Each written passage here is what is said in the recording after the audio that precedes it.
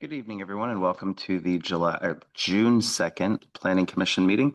We'll go ahead and get started with the Pledge of Allegiance.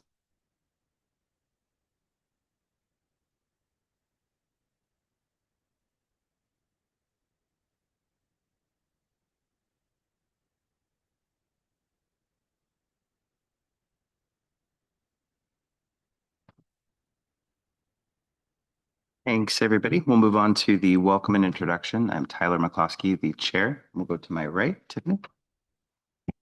Tiffany Mitchell, Planning Commissioner. Annette Stewart, Planning Commissioner. Paul Fontenot, Planning Commissioner. Jim Fisk, Principal Planner. Ethan Walker, Assistant Planner. Connor Dahlquist, Associate Planner. Thanks, everybody. Welcome. It doesn't look like we have anyone additionally on Zoom. So we'll go ahead and move on to the approval of the agenda. That's new.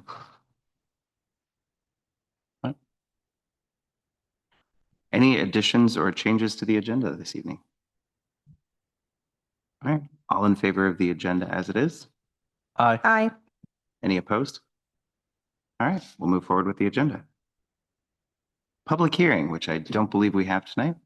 So we'll move on to audience comments. Nobody in the room. Is there anyone on Zoom that would like to make a comment? Please raise your hand.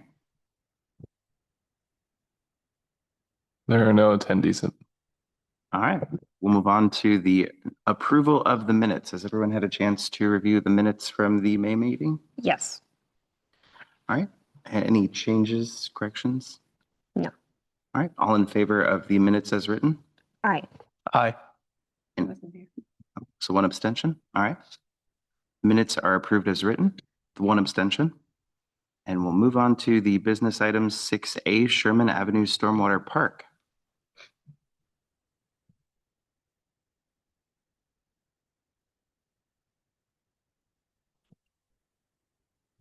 All right. Good evening, Commissioners. I'd like to provide a brief update of the Sherman Avenue Stormwater Park project, including a summary of last week's community workshop, where we were in concept design process with attendees. As a refresher, the Sherman Avenue Stormwater Park is located at the south end of Sherman Avenue, just west of Southeast Sedgwick Road and north of Highway 16. This 30-acre property was purchased in 2022 as a regional stormwater facility, which will facilitate the development of sidewalks and roadway improvements to the surrounding neighborhood. The site currently sits undeveloped. Flat terrain is found near Sherman Avenue, and with steep slopes and Blackjack Creek are present on the eastern portion of the site. The steering committee had an opportunity to understand this site a bit more during a site visit in 2025. The city has been developing three preliminary park alternatives. These design concepts have been based on the outreach completed so far, which has included direct mailers, door hangers, business outreach, and a project webpage with a survey and an email list sign up included. So our first workshop was hosted last fall, and its goals were to inform our concept making research. What we heard was a high preference for trails, but interest in additional amenities as well. So since the agenda packet for the Planning Commission was published last week, we held our second design workshop, which was last Thursday, May 28th in Council Chambers. We had about 15 residents attend, and they provided thoughtful, detailed feedback on all three park concepts. People spent time at the boards, which you see over there, leaning up against the easels. They asked questions, shared comments about the trails, natural areas, access, and type of amenities that they like to see. We also launched a new online survey, which was advertised at the workshop and is now available on our project webpage as well. The survey will remain open through July 12th, 2026, and we'll continue promoting it as a way to gather more, as much input as possible. So the three design alternatives include Trails and Conservation Park, the Family Nature Park, and the Community Garden and Recreation Park. So going to the first alternative, the Trails and Conservation Park, this option focuses on keeping the site quiet, natural, and low maintenance. Some examples we looked at was the Stormwater Wetland Park in Arlington, the Prairie Waterway Park in Minnesota, and these show how stormwater facilities can double as educational, immersive natural spaces. In simple terms, this alternative is for people who want a calm, scenic place to walk, low maintenance, observe wildlife, and enjoy more of a natural landscape. So kind of diving more into this, the images of this design. So there's a lot of soft walking trails. They wind through the native vegetation and around the stormwater ponds. There's small overlook points, which you'll see in that render. Kind of gives views of the wetlands that were mapped by the Public Works and preliminary designs, as well as viewpoints over Blackjack Creek. There's features that are intentionally minimal here. The goal is to create a more peaceful and natural setting experience. The second alternative is the Family Nature Park. This concept blends nature with family-friendly recreation, and we drew inspiration from parks like the Menominee Valley Community Park, which is in Wisconsin, Thornton Park in Australia. These are pretty successful in combining natural play, open space, and gentle recreation combined with natural environments. So this alternative is ideal for families who want a safe, welcoming park that still feels connected to the environment. So diving into more of those design features, includes a nature-inspired play area, open lawn space and looped walking paths, picnic shelters and shaded seating, create some great spaces for families to gather, and also stormwater features that can also serve as educational elements with viewing platforms. The third alternative and the last alternative is the Community Garden and Recreation Park. This is the most active and social of the three concepts. Case studies like the John McBride Community Garden in Vancouver, BC, and the Downton Cary Park in North Carolina, both show how gardens and flexible gathering spaces can build community. This alternative supports gardening, recreation, and social activity, more of a lively, people-focused park. So diving into more of what that looks like, so community garden plots sitting near the entrance of the park, which is what we determined a little more flattened terrain. Creating a hub for neighbors to gather and grow food, sports courts, open lawns, a small disc golf loop was implemented in this design, and trails are still pretty connected, connecting visitors to the natural areas near Blackjack Creek, where you'll see more of those environmental critical area buffers. So next steps, we'll continue collecting survey responses through July 12th. Staff will take a deeper dive into the feedback from the workshop and compare it with the survey themes. That combined input will guide us as we refine three alternatives into a preferred concept for the future public to review. And you'll be able to find our more information. We have a project webpage on our website, which is kind of hard to find right now with the under construction, our webpage. But also there's a email too at parkdesign@portorchardwall.gov if you want to sign up for the email list. We'll get you added. Yeah. Thank you. Thanks, Connor. Any comments or questions? I have, unless anyone wants to go first, I have some questions. Yes, you guys have any? No? Questions, but go ahead. Oh, okay. I'll start with you. So my question is, I guess when I was reading through this, I'm still trying to learn like where we fit in as a planning commission into a project like this. Because I assume that it is not something that like this committee makes the decision on. Is that correct, Jim or Connor? Like, When we develop the plan, we'll certainly bring it back to the commission for a recommendation to the city council. and how will the plan be, I guess, decided by you? Like in terms of the alternatives that are available, like I have my own personal favorite of what I would want, but I don't know how you guys come to that decision and then bring it to us to make the final, like, If you- yes or no. If you have an opinion on it, I'd encourage you to take the survey. I will do so, but I want to have the final say. That's just me. Because I have like a true favorite. So anyway, I'll take the survey, but I just would like to know like where we really fit into trying to create a space that is good for the community and good for nature. So that's just me. So I will be done.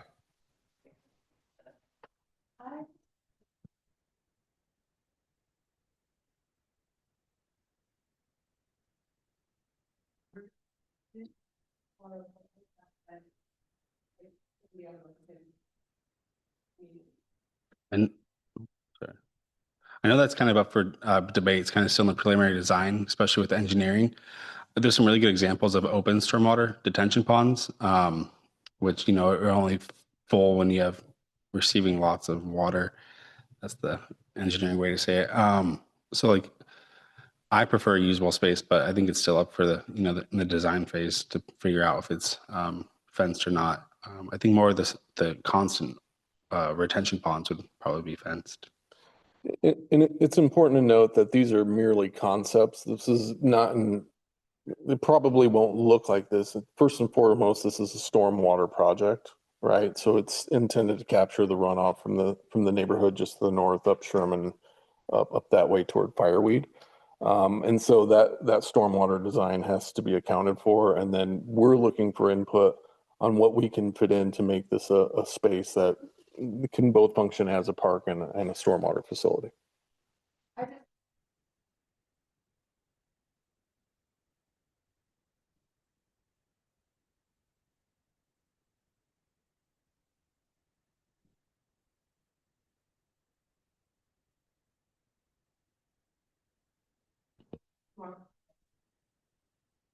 Do you recall the name of it? That sounds like a good case study to look into.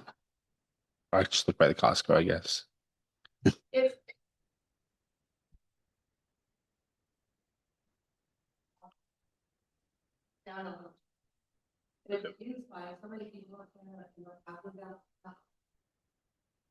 Awesome. Thank you. That's helpful. Yeah, I like that we're putting so much consideration into this area. I have a friend of mine who lives down there, and I think that all the the alternatives are good, and certainly preferable to any sort of like further construction of more residential or more industrial or commercial. I think that using it for a communal space in any capacity is better than that. I will say that there's a couple of things I had in mind when looking at this. Excuse me. One of them is that in that area around Sherman Avenue, Fireweed, sort of like the end of Sydney Avenue right there. It's an area that, although it's located centrally within Port Orchard, I would say, from my experience as a lifelong resident, is very much kind of out of the way a little bit. You're not going generally, you don't get many people from outside of that neighborhood visiting that area. It's kind of tucked in there, mostly for lack of access across Highway 16, connecting it to Sydney Road or that sort of area around like the Fernwood and Ruby Creek area. That being said, when we do think of things like a family nature park or a community garden and recreation park, I would more picture that if we had that kind of at least predominantly visited by people who live in the area, who live in that sort of neighborhood, which isn't necessarily a bad thing. Obviously, it's in their community. They should be able to access it. The one thing I would say is in terms of looking at like a recreation park, Van Zee Park's not too far away, as well as Gibbons, which both have sort of function in that same vein. Lack of garden park, obviously, but the recreation part of it definitely applies at the end of Sydney Avenue. There's Van Zee Park, there's this Powers Park, all that sort of stuff. On top of that, if we're looking at something like a family nature park, we do kind of have that as well. A little bit with South Kitsap Regional Park. My whole sort of thesis here is I'm going more towards Trails and Conservation Park for a couple of reasons. I think that with Blackjack Creek being there and already being a critical area, obviously it's not on Blackjack Creek, this proposed park, but it's near it, and anywhere near it would probably affect its watershed in one way or another. So I think that as least construction as possible is where I tend to prefer on that matter. Just something worth considering. Also, when it was mentioned that there would be the least infrastructure put in there as possible with the Trails and Conservation Park, my first thought was if anything is damaged by a storm. Obviously, the whole concept of this is supposed to be stormwater park as well. If there's any overflow at any point, any stormwater effect, then that would be a less infrastructure that the city would have to repair, which I think would be beneficial for all sides. And just, yeah, I think that the Trails and Conservation Park is the least obtrusive. That's only my opinion as a Port Orchard resident. Was there any consideration of like maybe going to the farmer's market and like maybe having a little bit more outreach there to that effect? Yeah, we're going on June 21st, June 21st. 7th, Excellent. 27th. We'll be at the 27th. farmers market. So yeah, Okay, cool. Excellent. Yeah, that's I'm not sure if we did advertise it. I think we advertised a little bit last summer. I don't know. I can't remember. But yeah, for this sure. summer we'll also be there. I just think the people from the farmers market are already pretty community involved, so it'd be a good opportunity to get some opinions. And this is definitely one where people I feel like would share their opinions pretty strongly. So Yeah, we'll have the survey open until July 12th. So hopefully we capture a good amount. I think we have about 13, 12 or so for sure. since last Thursday. So definitely helpful feedback. I think the Trails and Conservation, as you can kind of see with the sticky notes, was a little more active and popular with the in-person feedback. But yeah, definitely echoing to take the survey and provide that feedback, which you can find on our website or the QR code. So for sure, yeah, I'll be there. I'll spread the word as well. Appreciate it. And Annette had another follow-up question. Yeah, so is this only?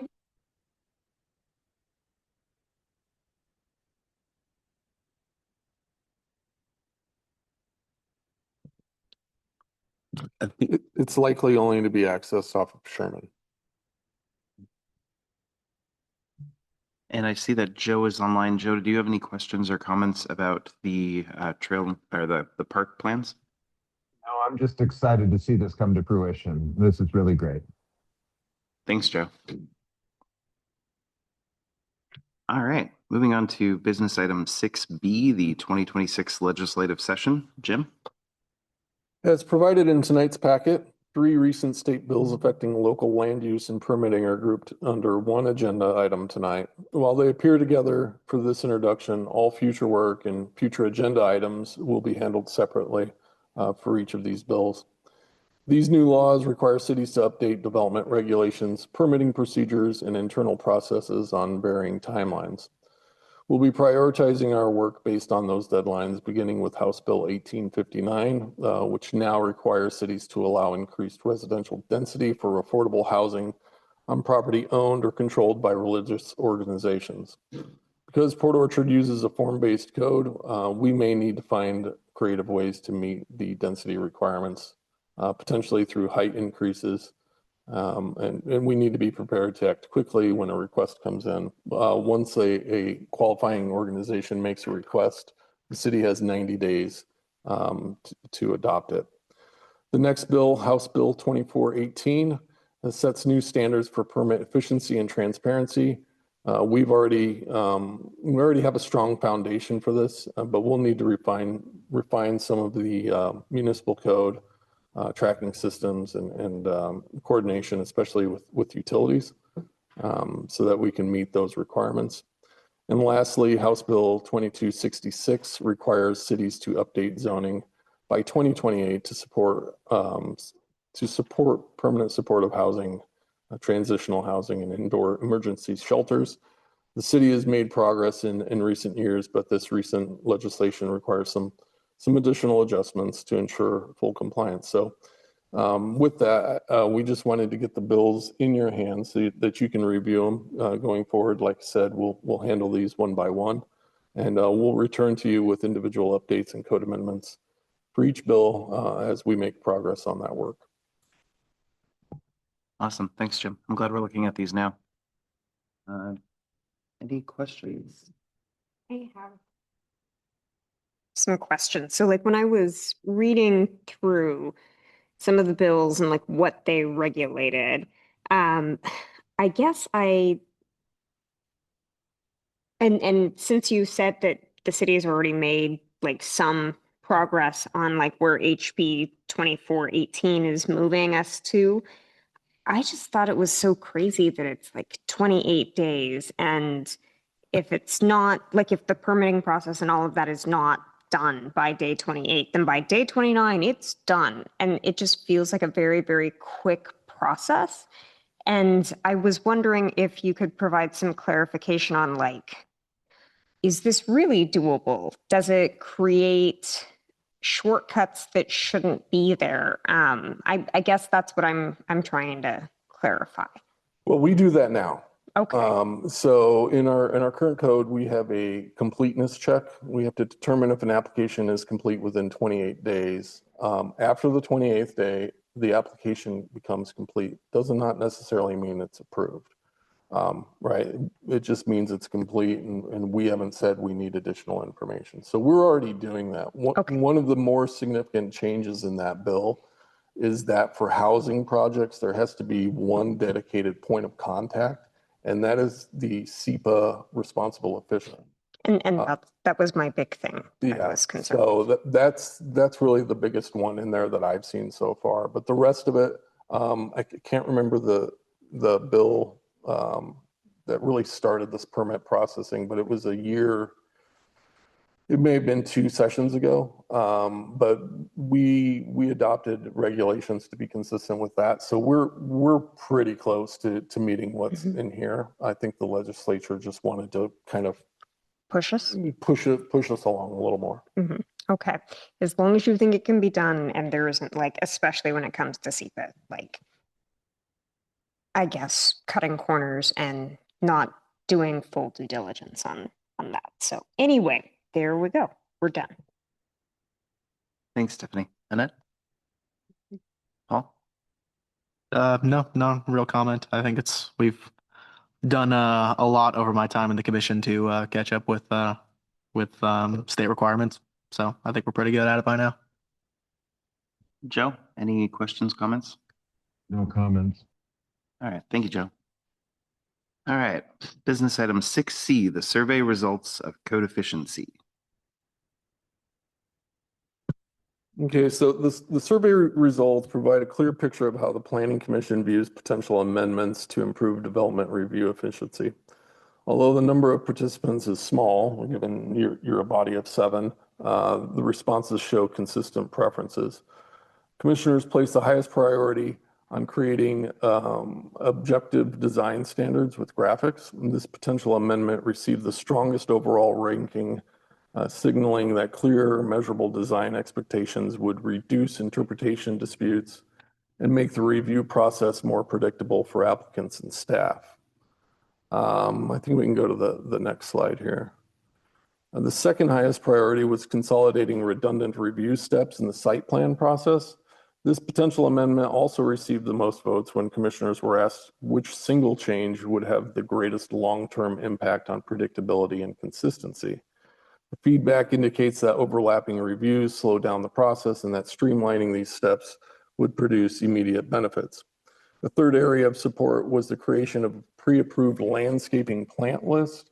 We've had discussion about this as far as our landscaping code amendments. And the Kitsap noxious weed folks are working with us to develop that list that we may be able to adopt by reference. The commission favored these tools that simplify technical requirements and reduce the need for repeated revisions. And then kind of the mid-level priorities included expanding administrative approval for site plan revisions, reducing the number of uses requiring a conditional use permit, and simplifying even further, more than what we've already done, the parking standards. These amendments were reviewed as helpful, or viewed as helpful, pardon me, but not as central as the top 3. And the lower ranked items included administrative deviations for landscaping quantities and a tiered conditional use permit review path. The written comments, I'm sorry, Ethan, I'm not giving you a signal. You can go to the next one, I think. And the next one. All right, so the written comments reinforce the main themes. Commissioners pointed to permit processing time, redundant steps, and subjective design expectations as barriers to efficient review. You also noted that clearer design and landscaping standards could support both functional outcomes and the city's long-term character. The results point to a straightforward set of priorities. The Planning Commission may wish to focus first on establishing objective design standards, streamlining those overlapping review steps, and simplifying landscape requirements. These amendments appear to offer the strongest improvements to efficiency and predictability in the development review process. So we're not asking for any decisions tonight. The goal is simply to understand what the commission believes the most value, where the most value is in this. So with that, if the commission chooses to give us any additional direction, we'd be happy to take it. Thanks, Jim. Tiffany. Only that I believe in my survey, I did put up pretty high, and the reduction of, I mean, everything that you said, where we like consolidate, overlapping and redundant steps in processes. But one of the biggest things for me was the design review, like getting rid of the subjectiveness of it, because I do think that, as you indicated, it creates an opportunity to really create a specific character to Port Orchard, because there are certainly cities in Washington, there are cities in other places. I come from Utah, and so like there are cities there, like Park City, Utah, that have a very specific character to them and a way that people identify them and make that like a destination, a place they want to go. And I think doing something like that creates an opportunity for, like you mentioned, functional purposes, but also like long-term. What does that make Port Orchard? What do people think about when they think about Port Orchard and they want to come? So I'm excited about that and hope that we go that direction. Thanks, Tiffany. Annette? Not at this time. Paul? Not currently, no. Joe? Anything? I'm just interested in where the reduce the number of uses requiring a conditional use permit came out in the survey. I'll have to pull up the results here. If you just bear with me. But in the meantime, Ms. Mitchell, well, I don't want to imply that our code is purely subjective. It really isn't. There are some areas that I need know. improvement.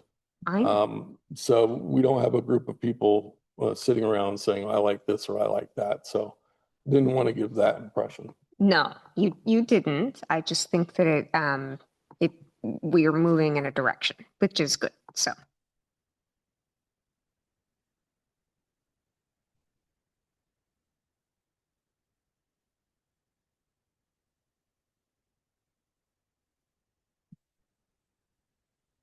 Well, there you go, Joe. It's on the slide.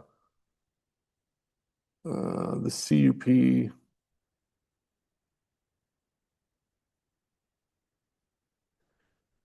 Received one vote, it appears.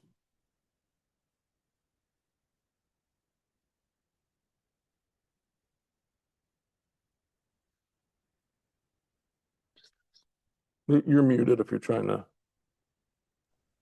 Thank you. I appreciate it. Thanks a lot.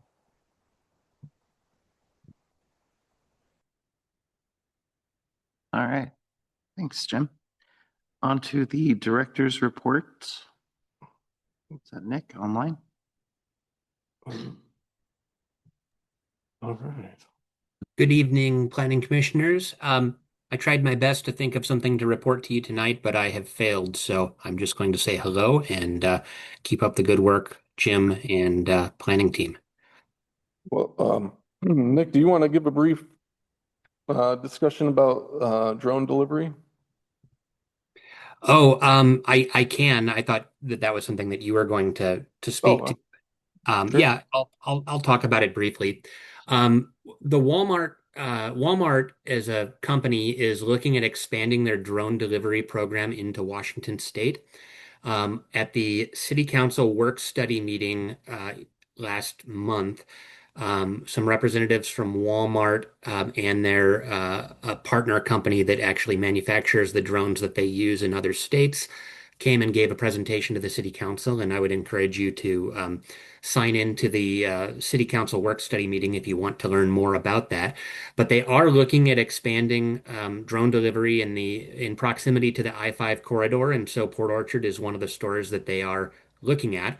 Right now, our land use code is silent on whether a drone delivery base is an allowed land use, either as a primary or accessory use. And so we really don't regulate drones at all from the land use standpoint. The FAA regulates the flight of drones, so even if we pass something locally in our land use code about the bases from which drones would be taking off, that doesn't mean that they can't fly over the city from a base elsewhere. So Walmart seems to be looking at between, I think, 6 and 18 pads for individual drones. So up to 18 drones could be operating in Port Orchard. The payload is about 5 pounds with their larger drone, and then they have a smaller drone that I think does up to 3 pounds. And so right now they're just exploring this, and the city council has asked Jim and his team to work on some land use regulations to spell out whether these are going to be allowed or not allowed as a land use in Port Orchard. So this will be coming to the Planning Commission for consideration at some point in the coming months. And the question that, we're going to work to define this drone base as an accessory use. And then in the table, we have to say whether it's permitted, conditionally permitted, or not permitted in various zones. So start thinking about that. And Jim, if you would, please, can you send a link to the name of the company that actually makes the drones? They have some good informational materials for the Planning Commission so that they can read up on this in advance of future discussions. Will do. Just a couple other things, I guess. Final plat processing ordinance. City Council approved that at their first meeting in May, just a few days after you all held your public hearing. And then we are transitioning. You can see from kind of a new agenda that we had tonight. We're transitioning to Civic Plus to handle all of our agendas and packets. And so everything is going to be made available online. It's a pretty impressive system, although we're still learning it. I've asked the city clerk, Brandy Wallace, to provide the commission with some training. And so I think she plans to be here at your August meeting to kind of run you through it. So we're going to kind of slow roll this out to you all.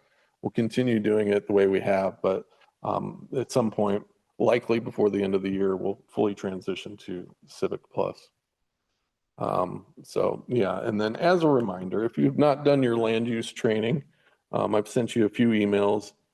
Some of you have completed that, but if you can send Connor or I your certificate that you receive after completing that training course, that'd be appreciated, and then we can have the clerk update their records.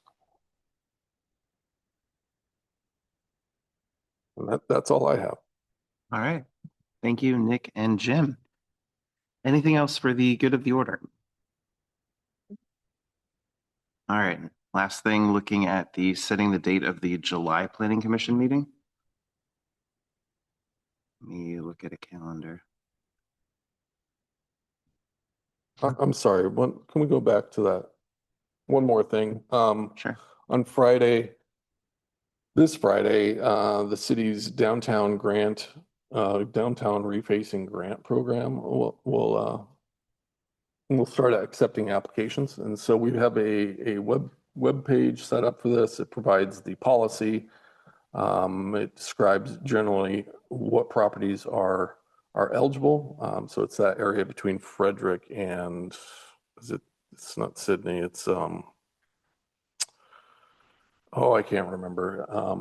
Just down there past between the feed store, that one there.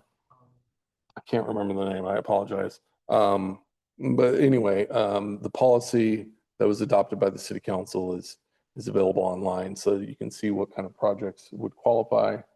So if you or somebody who might be interested in this program, I encourage you to direct them to this page. The city has some funds for matching, and it depends on the size of your project, evaluation of the project, how much the match would be. So that's all outlined on the webpage, and folks can start submitting applications at the end of the week. Very cool. Thanks, Jim. Sorry, is this live now? This Yeah, so website? you can see this page now, Joe. It's available on the city website. Mhm. We're just not accepting applications until the date listed there on the website. Okay, thank you.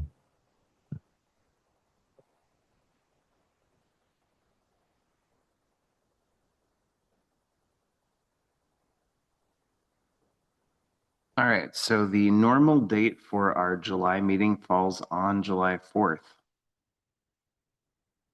Or no, sorry, 7th. I jumped ahead and I was looking at August. July 7th. Is everybody, I'm good with that. Joe, does that work for you? Good. All right. So we'll stick with our normal date and it'll be July 7th. All right. Go ahead and adjourn the meeting. We'll see everybody in July.